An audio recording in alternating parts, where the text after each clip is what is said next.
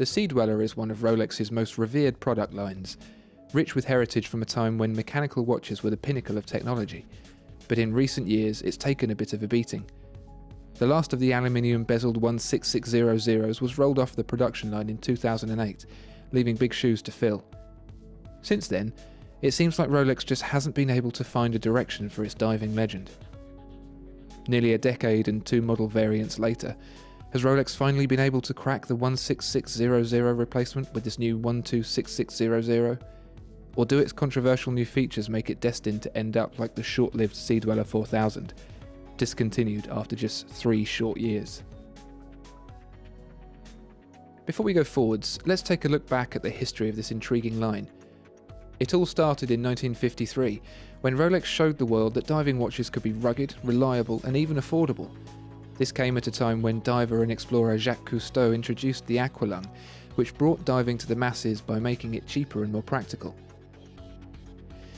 An entire industry grew off the back of the aqualung, with companies like Comex offering expert diving capabilities to the increasing number of businesses searching for oil offshore. An arms race to build a watch that could facilitate the needs of these deepest of divers then started between rivals Rolex and Omega. Where Omega chose a brute force approach with the Seamaster Ploprof, Rolex used brains as well as brawn to be ultimately crowned as the king of dive watch manufacturers. What emerged was the Sea-Dweller 1665, which was much like this later 16600. To beat Omega, Rolex weren't messing about.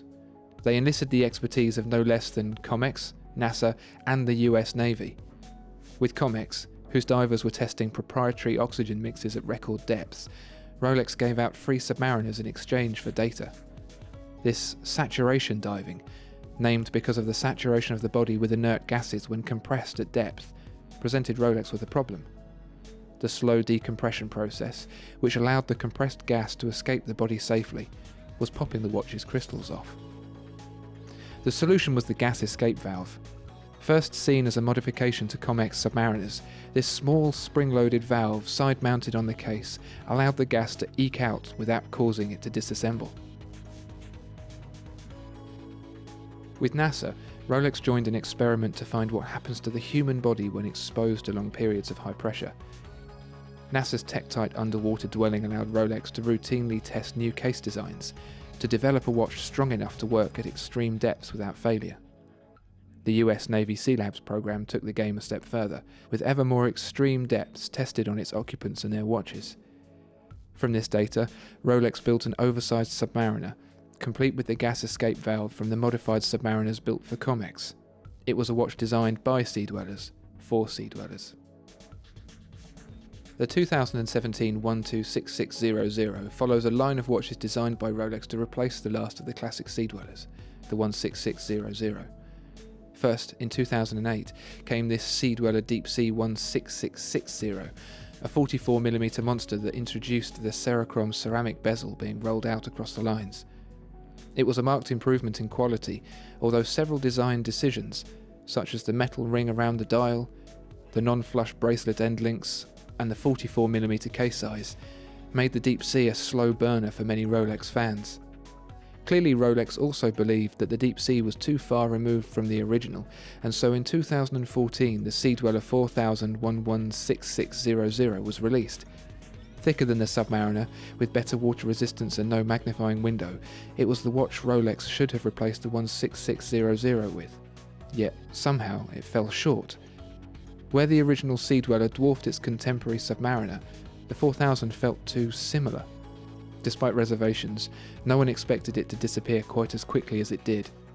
In just 3 short years, it was gone. So here we have the 126600, built to mark the Sea-Dweller's 50th anniversary. It sits alongside the larger Deep Sea and has the de facto Cerachrom ceramic bezel with 60-minute graduated markers, much like the outgoing 4000. There's a superb bracelet with glide lock extension,